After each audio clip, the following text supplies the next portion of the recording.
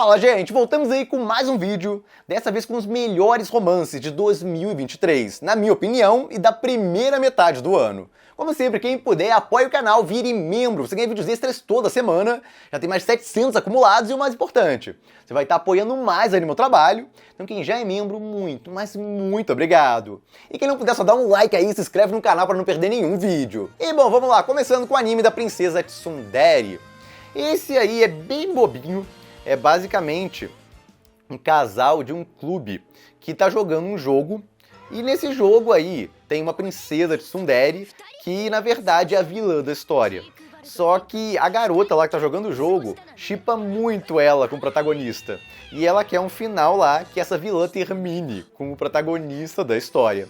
E aí começam a tentar encaminhar o jogo pra isso e começam até a influenciar com a voz deles. É um evento parece sobrenatural lá. Mais à frente na história tem uma explicação pra isso, mas eles vão falando coisas lá e essas coisas vão influenciando as ações do príncipe, que começa a tomar interesse aí em entender melhor também a garota que se tornaria vilã da história. E bom, cheio de momentos muito bonitinhos entre eles, e tem vários outros casais que se formam, que a heroína principal do jogo acaba formando casal com outro cara, tem um outro casal que se forma aí também, então o casal que não falta nessa história. E tem um baita de um avanço até o final. Não é aquela história que no caso fica fazendo um tease em cima disso e tal e termina em aberto. Não termina, o romance termina fechadinho com direito a tudo. Inclusive, o romance na vida real também avança pra caramba, porque tem aí os dois jogando o jogo e o cara é apaixonado pela garota que apresentou o jogo a ele. Então, em geral, um anime bem bobinho, não esperem nada fantástico, uma história super elaborada, mas que foi agradável de acompanhar. Kaiko Sareta segue por uma dinâmica similar. A gente acompanha aí um cara que trabalhava para os demônios, acaba expulso de lá, e aí vai parar em uma vila, onde ele se estabelece, a filha do chefe da vila acaba se apaixonando por ele, e vai seguindo a história a partir daí, dele mostrando que é muito mais do que parecia. E bom, tem o romance aí descarado dele desde o primeiro episódio, com a garota que fica louca por ele, tá dando em cima dele direto, e acaba tendo um baita de um avanço, pra surpresa de muita gente, que ele parecia mais fugir dela que outra coisa. A relação dos dois acaba progredindo, bem mais cedo na história do que muitos esperavam. O problema é que da metade pra frente do anime, esse romance acaba reduzindo bastante, já que teve um avanço muito significativo. O anime assim não tem nada demais, é um anime bem mediano, mas teve um romancezinho agradável e divertidinho de assistir, então vale citar também na lista, mesmo que no tier mais baixo. E Rime também chamou a atenção. A história acompanha uma garota que acaba sendo mandada como sacrifício para o Senhor das Bestas, que acaba se mostrando uma pessoa bem melhor do que a maioria vendia. E bom, vai seguindo a relação dos dois até que ele decide tornar ela a rainha dele. E aí vai tendo um romance entre os dois. Como você pode estar perguntando? Bom, isso aí é melhor você ver do que eu falar. Porque, meu Deus, se você pegar print desse anime, tem cada cena doida que você fica, que diabos é isso? O que tá acontecendo? Como, tipo, olha a diferença de tamanho entre eles. Mas ainda assim tem várias cenas bonitinhas no meio da história e tudo mais, enquanto vai desenvolvendo aí esse romance entre eles e também a relação dela com esse reino das bestas do protagonista. A animação não tem nada demais, mas a trilha sonora acaba chamando a atenção em alguns momentos. O Tonari, o anime aí da garota alien, que acaba tendo relação aí com o mangaka, de quem ela vira assistente. E vai desenvolvendo aí um romance entre eles depois que o protagonista, sem querer, acaba fazendo um pacto com ela que obriga ele a virar o noivo dela.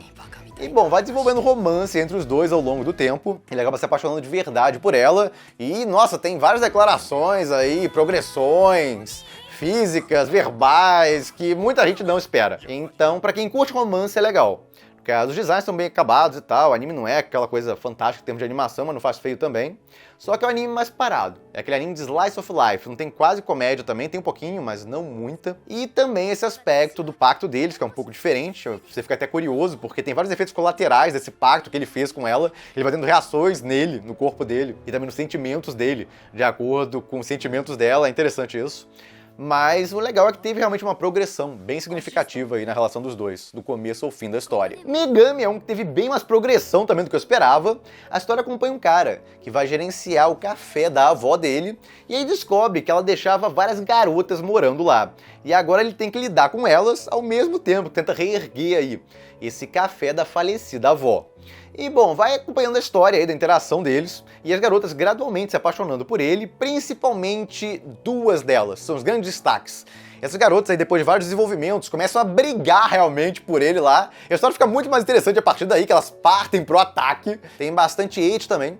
No caso, muito fanservice, é bem comum nessa obra. Não demonstra, Gus, pelo amor de Deus! Eu tenho que falar aqui porque o meu editor, ele gosta de mostrar umas imagens mais picantes, então é meio perigoso eu ficar, no caso, falando muito disso, ele vai querer exemplificar. Não exemplifica, Gus, não. De qualquer forma, tem várias cenas muito bonitas aí entre ele e as garotas ao longo da história. Inclusive, no final, tem uma grande surpresa e o autor deixa claro que ele vai terminar com uma delas, através de uma coisa que ele faz lá. Eu não posso, no caso, falar que seria um baita de um spoiler. Inclusive, alguns teorizaram que, putz, já sei que ele vai terminar pela cor do cabelo. Não, o autor não é burro. Ele não vai entregar por um negócio de cor de cabelo com quem o protagonista vai terminar. Aquilo lá, na verdade, fica em aberto. Pode ser de qualquer uma. Sim, eu sei, muita gente não tá entendendo nada do que eu tô falando, mas quem assistiu o anime ou for assistir vai entender. Inclusive, já tem uma segunda temporada desse anime anunciada. Vai ter um final fechado, não vai? Eu não sei.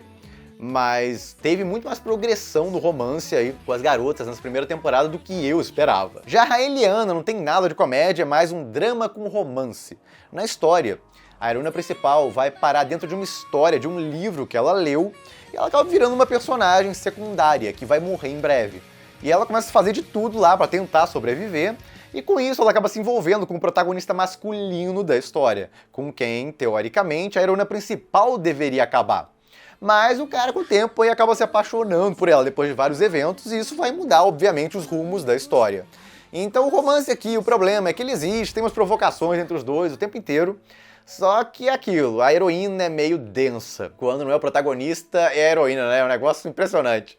Então é um romance que progride bem devagar, porque ele você nota que está completamente apaixonado por ela. Da parte dela, a gente precisa ver mais desenvolvimento. Mas só adaptaram, nos 12 episódios do anime, 1/3 da light novel, até o capítulo 46, mais ou menos. Então precisaria de mais 2 temporadas de 12 episódios para finalizar a história. Que sim, tem final fechado pro romance e tudo mais. Então quem quiser continuar no mangá, fica à vontade. Mas o ponto é que termina em aberto. O romance é nessa história, porque só adaptaram até um pedaço dela. Mas tem uma progressãozinha, tipo, tem um desenvolvimento ali entre eles, principalmente do protagonista masculino, fica descarado. Vale dizer que teve muitas críticas caso a esse anime, porque eles economizam muito em diversas cenas, inclusive os coadjuvantes todos, quando tem cenas grandes, são colocados com uma sombra em cima, para eles não terem que desenhar o rosto, para economizar. E também os designs são extremamente estáticos, são bonitos, estão detalhados, mas são estáticos quase o tempo inteiro. Mas para quem gosta de romance dramático, aí pode valer a pena uma chance. Tem um episódio muito bonito, que foi o 6º, que foi o que mais me chamou a atenção. Toca uma trilha sonora por trás que deixou a cena fantástica, de longe a cena mais impactante do anime pra mim.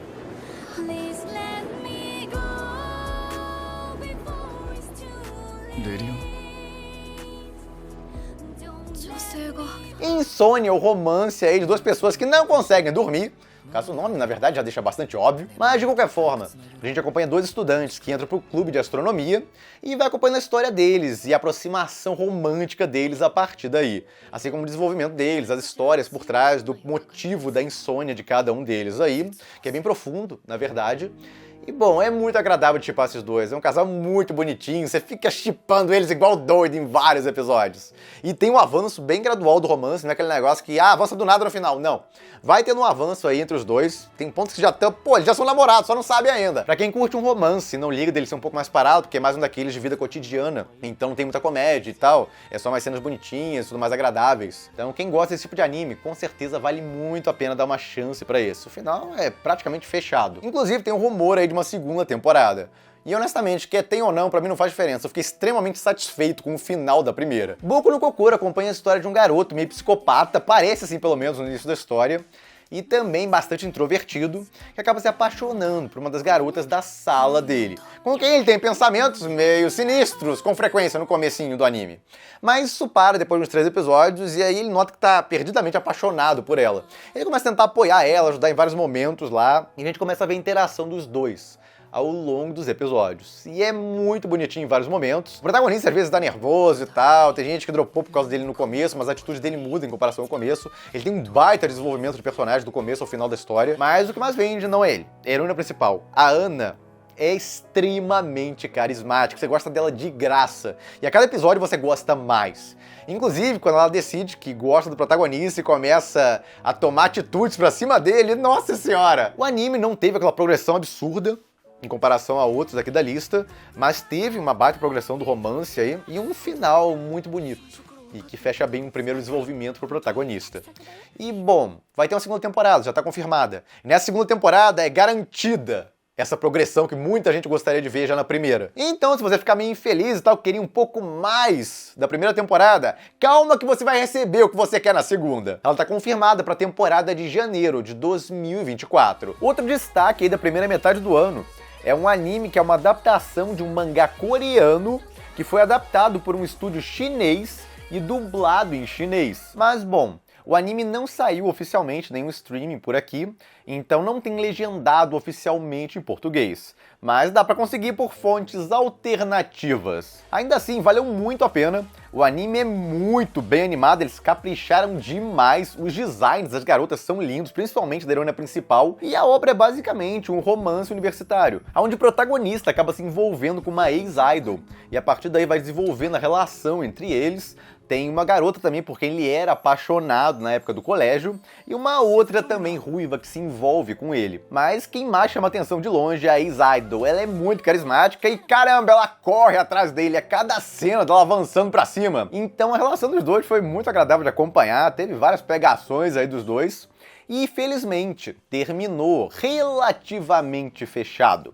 Por que relativamente? Bom, ele resolve o conflito romântico que ele tinha lá, porque ele gostava de uma garota no passado, então ele se declara lá pra quem ele gosta agora e tudo mais lá, então o romance soa bem encaminhado, só que o mangá continua. Esse foi só o primeiro arco da história, que eles podem adaptar mais ou não, porque tem aquele fim lá no final, aparece um negócio que dá a entender que eles não vão adaptar mais, e eu honestamente não me importo, porque terminou muito bem. Dá uma sensação de que adaptou tudo que você queria ver da história, o protagonista decidiu quem ele vai ficar e fechou ali. Então, pra quem quer uma comédia romântica muito bem feita e com um final fechadinho, vale muito a pena dar uma chance pra esse. O único contra, eu diria, é a dublagem em chinês, que muitos não gostam, aí você vai ter que se acostumar. Tonikaku Kawaii continua super divertido na segunda temporada, e bom, a história pra quem não conhece é basicamente um cara que acaba salvo por uma garota misteriosa, acaba se apaixonando por ela à primeira vista e pede ela em casamento, o que ela acaba aceitando. E aí já começa a história com os dois casados lá, mas tendo que fazer a aproximação normal de um casal, porque mal se conheciam antes disso.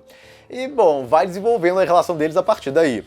E é uma comédia muito divertida, agradável de acompanhar. Teve inclusive um casal secundário aí que apareceu na segunda temporada, que já teve um avanço bem rápido também. O Tonali surpreendeu muita gente também com uma baita progressão do romance.